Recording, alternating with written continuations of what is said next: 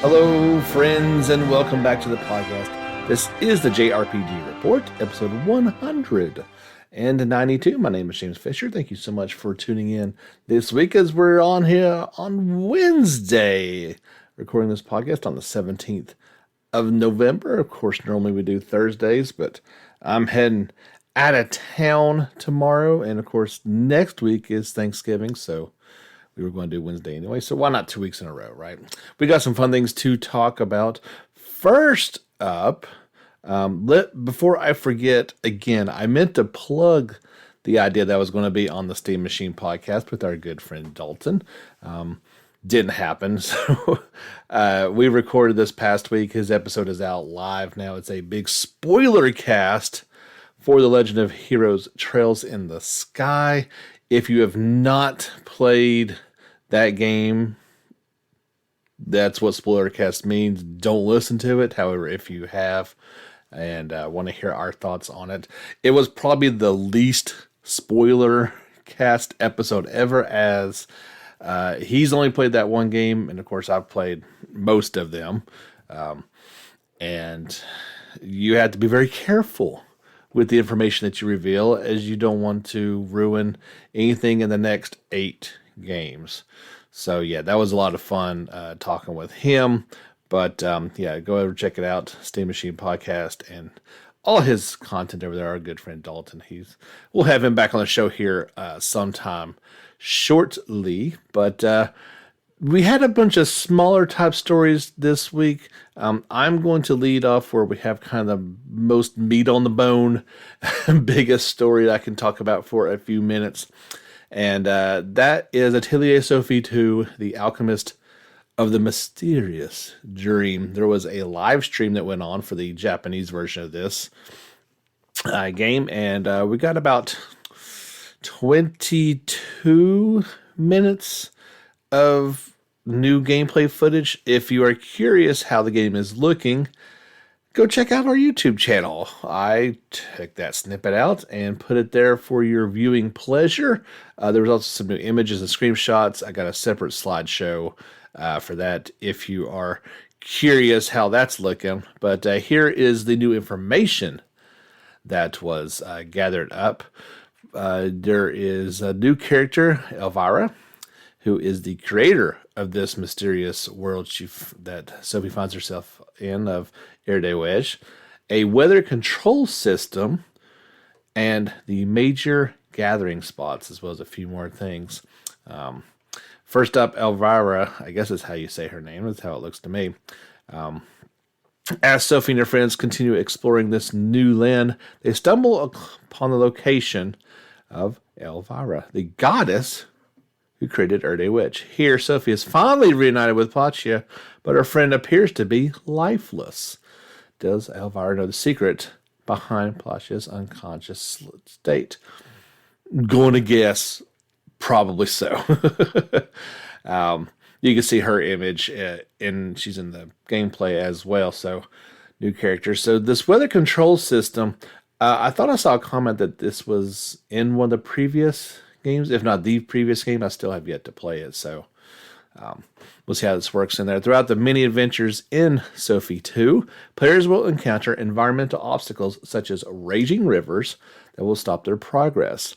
Each area of Erdewege has predetermined weather, but thanks to the discovery of the Dreamscape stones scattered across the land, Sophie and her friends are able to change the weather to help them progress on their journey. Using the Dreamscape Stone to change the weather can dramatically change the environment, such as lowering the level of water of a once flooded location, as well as uncover new gathering spots with a wealth of unique materials. They kind of hinted on this in Ryza, and with using like the grappling hook to reach different areas as your abilities got better, the ability to swim underwater to reach certain areas at certain times. So all the games kind of have a bit of this in there, this weather control system. I mean, either you could lower the water weather. I think I saw some snow, ice type possibilities, so you could freeze the water to access new areas. Bunch of possibilities with this. I like the idea of what's going on there. The major gathering spots. When exploring these new locations, a player may also discover major gathering spots.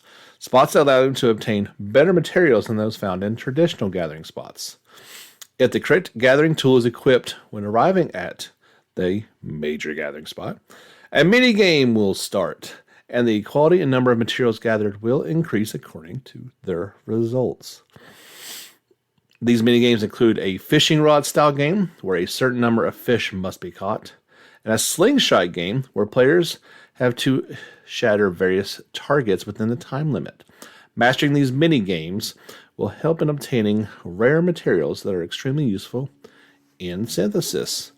Sounds pretty cool. There is a first run bonus. To celebrate Sophie's latest adventure, Koei Tecmo also announced today that those who purchase the game physically on its first run will receive a special reversible cover sheet for their game and a bonus poster with exclusive artwork by Noko. Nice. More incentive to pre-order the game. There are limited editions for this. First up, for our American friends, Koei Tecmo America is offering a delightful new limited edition of the game, exclusively available through the NIS America online store. They say this is a must-have version of the game. Contains an art book, digital fabric poster, a keychain, bonus background music CD, and an exclusive DSO costume, all packaged into a beautiful collector's box. If you look at the images in my slideshow presentation, that's kind of thrown in there at the end of it. The things that are included in this limited edition. I want to say it's $119.99. And stock was, as of this recording, I believe they still had 25 to 50% available. Maybe it was the other way around. Just kind of going off the top of my head here. Europe, of course, gets a better, perhaps, special edition. They're offering two delightful special edition versions in Europe, a premium box and a special collector's box, exclusively available through the Koei Tecmo Europe online store. The premium box version of the game includes an art book, a B3 fabric poster featuring an original art piece, an extra tracks soundtrack CD, an early access downloadable content costume for Sophie, and the game all packaged into a charming collectible box. The must-have special collector's box for the special collection box version of the game contains all the contents in the premium box, as well as an A1 wall scroll featuring an original art piece, a whale necklace motif metal keychain based on Sophie's in-game jewelry, and a set of 2 illustrated clear files and a special large crystal paperweight. So, yeah, you've got the regular old American special edition, blah, blah, blah. You get the special collection box in Europe, and then, as if that wasn't enough, the premium box is awesome. And then you get the special collection box. I don't have prices for those. I didn't look that up, but I'm guessing it's not cheap. You can guess as well as I can how much that's going to go for. That later one sounds closer to that $200 range, just if I had to take a guesstimate at that, but we'll have to wait and see. There was a new trailer that came out for it as well. You can see that if you're watching the YouTube version of this podcast. You've already seen it. That's going on there. I'm doing something a bit new, and that kind of wraps up everything. Let me just close that. Atelier Sophie 2, The Alchemist of the Mysterious Dream, is due out for PS4, Switch, and PC via Steam on February the 24th, 2022 in Japan. The next day, February 25th, worldwide. I'm kind of going to be saving the trailers for the video podcast version. YouTube has said that they don't like it when I just repost trailers online, that is reusing content, therefore not enabling monetization for my channel. I have to add something to it, like what we do here on the podcast. So if it's just a trailer, you're going to see it during the video version of the podcast, not necessarily just up on the channel by itself. That's something we're going to be kind of transitioning into as we move into 2022, along with some other changes. I'll probably detail a lot of those on the next podcast because I'm thinking it's going to be a little light on the content. There was one other small announcement for Atelier Sophie 2. And they didn't really say much, just that there's going to be a Tales of Arise crossover event. That's it. They did promise things like illustrations and interviews as the game approaches release. So I don't know. It's interesting. Bandai Namco and Koei Tecmo kind of working together in a certain aspect. Usually, you certainly see things like we saw with, Scarlet Nexus and Tales of Arise, games made by the same company would have crossover ties, but not necessarily two different ones. So I'd like to see how that's going to work. Could be interesting. Briefly, since we mentioned Tales of Arise, and I don't really want to get into all the nominations, but there was the nominations for the Game Awards 2021, which is going on live on December the 9th. Tales of Rise didn't make it into Game of the Year. Hopefully Ratchet and Clank wins that, but it's up against some stiff competition. But in the Best RPG category, you do have to scroll down there for a bit. We did have a couple JRPGs represented, actually 4 of the 5. So you had Cyberpunk 2077, Monster Hunter Rise, Scarlet Nexus, Shin Megami Tensei 5, and Tales of Arise. So you pick your favorite RPG. With these type of game show awards, that could really go any way. I'd like to see Tales of Arise win that, but to be quite fair, it's the only one of them that I've played. So we'll have to wait and see. I was kind of scrolling through, and there was some. They did have one or two other just like little nominations, like Best Ongoing Game for Final Fantasy XIV Online. Don't see how that couldn't really win that. That'd be kind of hard, but yeah, you can check those out on December the 9th and see if it brings home RPG of the Year. And at the beginning of next year, we'll talk about JRPG of the Year here on the podcast. Maybe Tales of Arise to lose this year. We'll see. There was a big surprise launch yesterday, and while not a traditional JRPG, certainly a game that has inspirations from JRPGs in its combat and storytelling, and a game that we've covered here before but not heard anything about in a while. That's Ruined King, a League of Legends story. It got a stealth launch. It is available right now for PS4, Xbox One, Switch, and PC via Steam, Epic's Game Store, and GOG. And it's only $29.99, so it's maybe a little bit shorter. This is from Airship Syndicate, which did the Battle Chasers Night War game. It was also kind of value priced and a bit shorter, but excellent. And that's kind of why I'm covering it here, is because I really enjoyed that game. And to be completely fair, this looks like they just said, hey, we got this game and this engine. Can we have Leagues of Legends people? And poop, there you go. Let's make a story with these guys. A deluxe edition is also available for $39.99. Now, PS5 and Xbox Series versions are coming at a later date, and there'll be a free upgrade. However, don't know what that is just yet. But yeah, you can go pick that up right now. You unite a party of League of Legends champions, explore Blygewater, and set sail for the Shadow Isles to uncover the secrets of the deadly Black Mist. Developed by Airship Syndicate and featuring the art style of legendary comic book artist Madureira, creators of Battle Chasers and Darksiders, Ruined King, a League of Legends stories is the first Riot Forge game that invites you to explore the League of Legends universe. In this immersive turn-based RPG, you'll have the freedom to configure your party and control an unlikely group of LOL champions, exploring the bustling city of Blygewater and the mysterious Shadow Isles, and experience the Lane Initiative system. There was a launch trailer to go along with this. you've been looking at that right now. If you're looking on the YouTube version of this podcast, of course. The lane initiative system. Choose your approach for each enemy encounter and change the course of the battle by tweaking the speed of your actions, reacting to environmental events, or modifying the effects of your abilities. So yeah, I was kind of looking forward to this game quite a bit.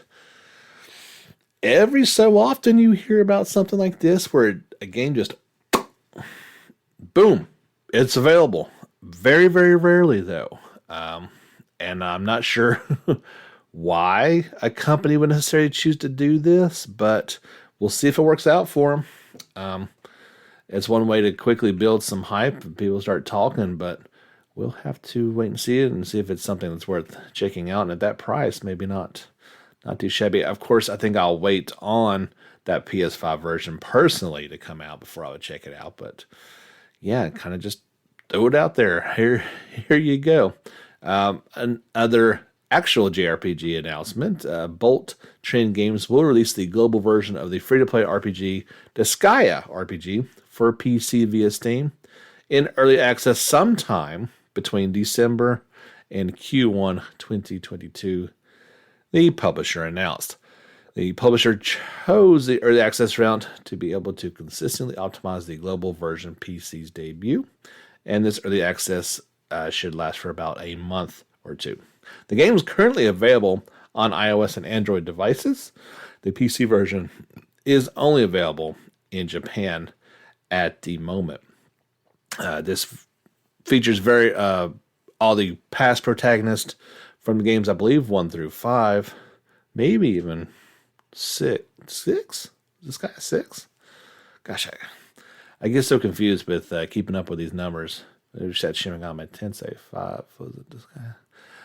I can't remember. Whatever the last Disgaea was, I believe it's got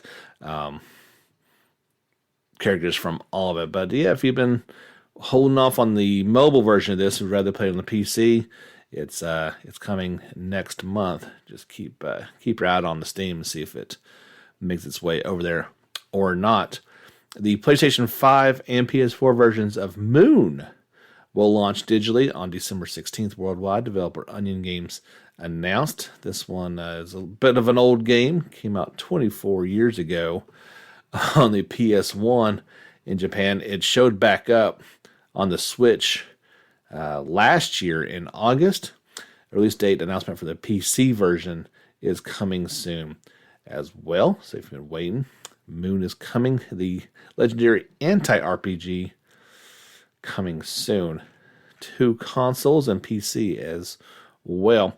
Not sure how this is going to affect the Western version of this, but Marvelous released version 1.1 update for Rune Factory 5 in Japan, and now adds support for same-gender romance and marriage options. When players confess their love to a character of the same gender and receive a positive response, the game will progress into the romance scenario.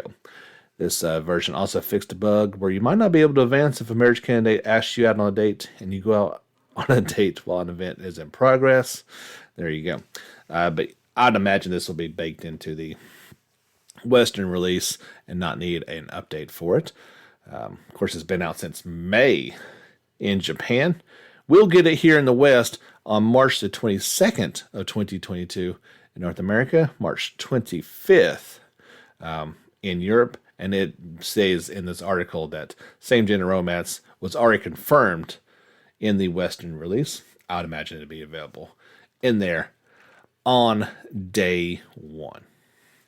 We've got some news from Cygames, and 2 games in particular that always make me recall my Obi-Wan Kenobi and A New Hope, where he's like, that's not a name I've heard in a long time. Of course, that's not the exact line, but you understand what I'm going for here.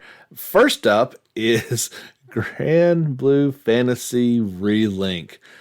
I feel like I've been waiting on this game for so long, and last we heard it was pushed to 2022. Let's hope, and this has to be. So upcoming is the Granblue Fantasy FES 2021. scheduled to go on December 11th through the 12th. In this event, on December the 12th at 1700 Japan Central Time and lasting for about 40 minutes, is both Granblue Fantasy Versus and Granblue Fantasy Relink latest news. It's got a panel of people, I'm assuming voice actors and people who have worked on the game. Let's really, really hope it shows back up at this point and gives us some bit of good news as to that is coming indeed next year. Yeah, like I said, obviously not every game was hit quite as hard. It seems like where this game was at development-wise, going away from Platinum Games, then COVID, it seemed like it got hit pretty hard with a new, this side games have been working on mobile games for a while. They're trying to get into console games, and yeah, it kind of hit them hard. So we'll see if in fact it does show back up. I'm really hoping so, because the game just looks so cool. I really want to play it. I want to try it out. But even longer, and I really don't know a ton about this one, but it did finally show back up from side games, and that is the action RPG Project Awakening. It popped back during a side games tech conference session and kind of showed off the game's environment and some kind of building a map type scene. And I mean, it's beautiful. If you're watching on YouTube right now, you're seeing some of the footage from that. It looks absolutely gorgeous in a game that I want to go and explore quite a bit. But this game was announced back in September of 2018. It is using the newly developed Crystilla game engine. I don't believe that is used in Relink, so this is probably just for it. The game Project Awakening and this engine are being developed in tandem and mutually influence each other. Project Awakening has been confirmed for PlayStation 4, but that's pretty much the end of it. Very impressive looking PlayStation 4. I had to believe that this is not in fact for that, but maybe making the leap to PS5 when in fact it does finally see the light of day, whenever that is. But it's kind of nice just to see it pop back up, and if you're looking at the footage, you can see why. It's impressive, to say the least. A game we talked about, I think it was a few weeks ago, Fantasy Life Online, and its plans to come to the West via our friends at Bolt Train Games and developed by Level 5. Oddly enough, after 3 years of operation in Japan, it is going to end its service in a month. So, those two announcements don't really make a lot of sense in tandem, that it's going to end in Japan but carry on in the West. So it didn't mention if this announcement was affecting the Western announcement or not, but in the quote from Level 5, they say, "Since launch, we have strived to achieve our goal of operating a game that players can enjoy, but have come to the conclusion that it will be difficult to provide satisfactory service going forward, and thus have decided to end service." If you're just asking me, that sounds like it's not going to come to the West, but we'll wait and see if in fact it does or not. I'll keep you posted if I hear anything else. But yeah, that was kind of just a weird announcement, to say the least. I don't know. Coming out in just 2 days, Pokemon Fanatics will get their hands on Brilliant Diamond and Shining Pearl. They can be purchased individually or as a set. There was a kind of final overview trailer that came out for these. You can peek at it right now. It goes into the multiple elements of the game, including the new Hideaways feature, in which players can engage with Pokemon in a number of unique biomes. The new Pokemon Hideaways feature in the game, the Grand Underground, will see Pokemon roaming around in the open rather than engaging in random battles. The Pokemon that appear will be contingent on what statues players have placed in their secret base. Yeah, if you've been waiting on that, you don't have to wait but just 2 more days. And you can finally check it out. I don't expect to see this in the West anytime soon, but Square Enix has published a children's Final Fantasy picture book featuring the adventures of an inventor named Sid and his Chocobo sidekick. How adorable! Chocobo and the Flying Ship will release in Japan on December 16th. People can get it via the Square Enix store for about $11. Pre-orders are currently open and feature bonus items such as a canvas bag, t-shirts, and a special message from the author. Chocobo and the Flying Ship is the tale of Sid and Chocobo as they attempt to build a flying ship. I'm not sure how the Chocobo would help in building a ship. This is probably all on Sid, let's be fair. The book will apparently be full of references to older Final Fantasy titles. It even features the original heroes from the first installment of Final Fantasy fighting against a Jinn. Like I said, I don't think this is coming to the West, but it looks super cute, and maybe we can push for something more like this to come to the West. My kid would read it, that's for sure. We'll have to wait and see if it does in fact come here. Definitely coming soon. We have a release date for it, and it's today. Scarlet Nexus Enhancement Pack 1 DLC, the first paid DLC, is showing up right now. The Japanese Twitter account shared some more details and screenshots. It offered a hint at some of the 10 new episodes people will experience. The reveal also clarified that the episodes will be split evenly between Kasane and Yuto, the 2 protagonists. Each one shows new Bond episodes from the Scarlet Nexus Enhancement Pack 1. In one image, Kasame is with Arashi Spring and Tsugumi. The other involves Yuto, Shiden, and Luca. The third image shows Kasane with her sister. And finally, the last one features Kasane with Yuto and Nagi.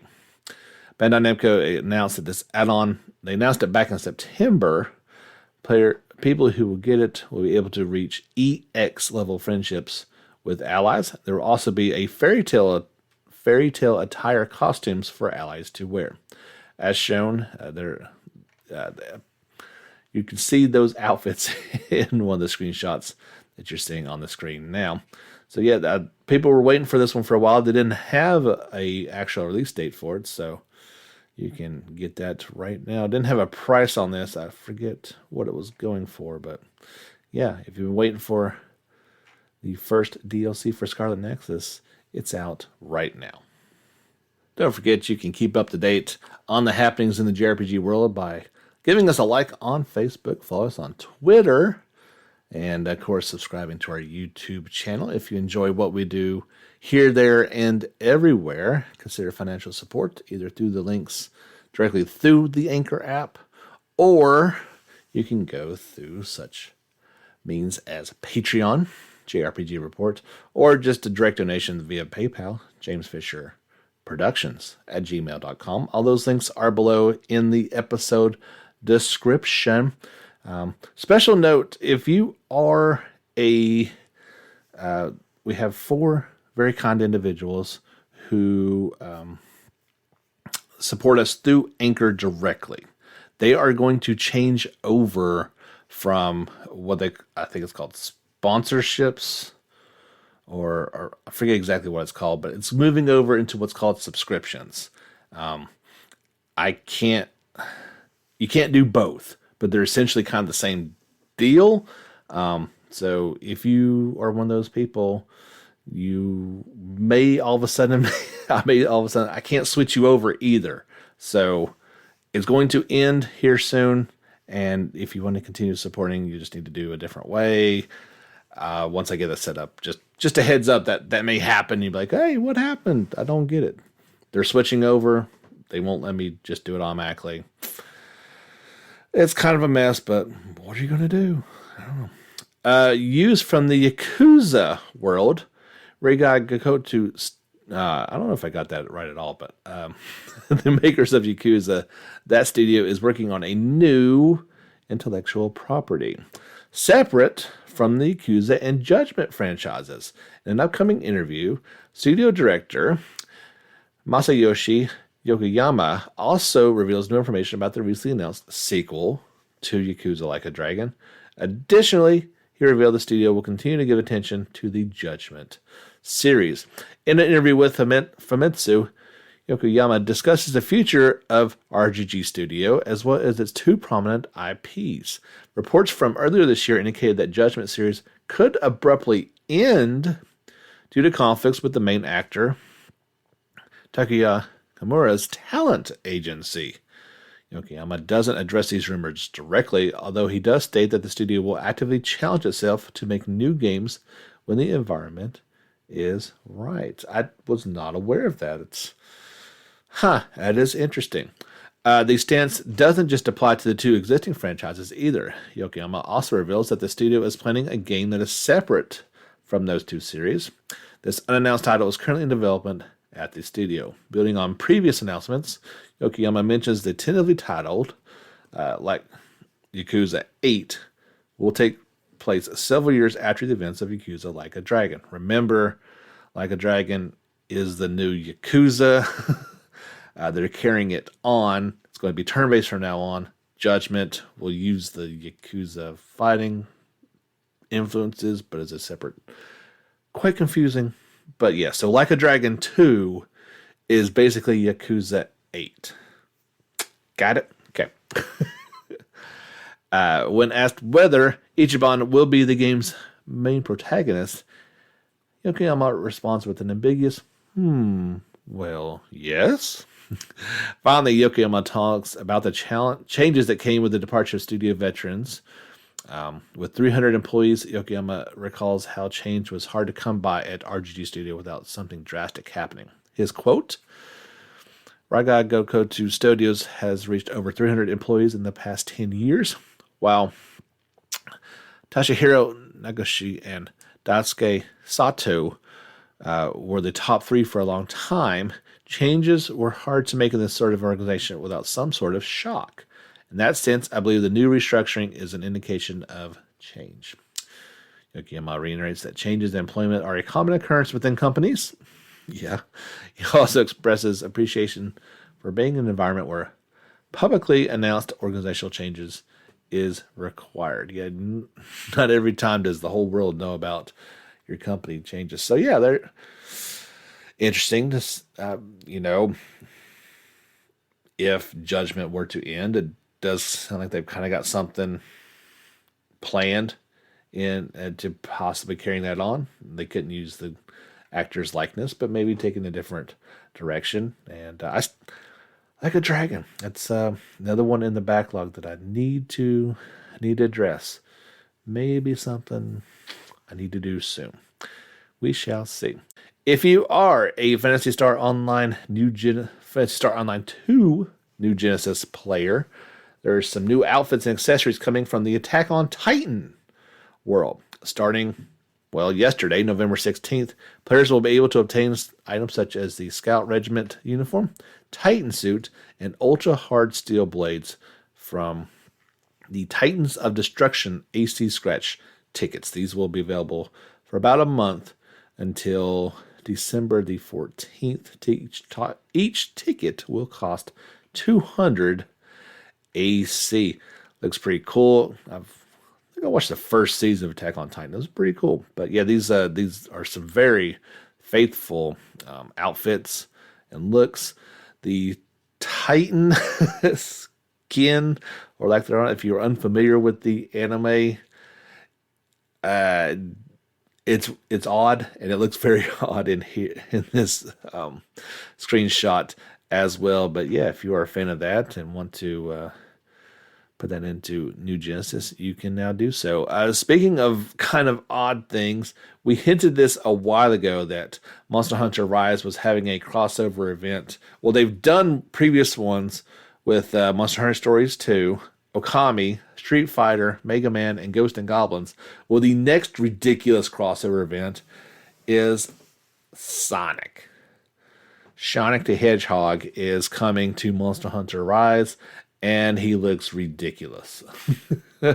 Ridiculously awesome, I guess, is a better term for it. But yeah, just it always looks odd, but yeah, seeing a kind of a pudgy type looking Sonic in this one and moving around in full 3D, I don't know. I don't know. And the characters can also give themselves kind of the Sonic blue hair.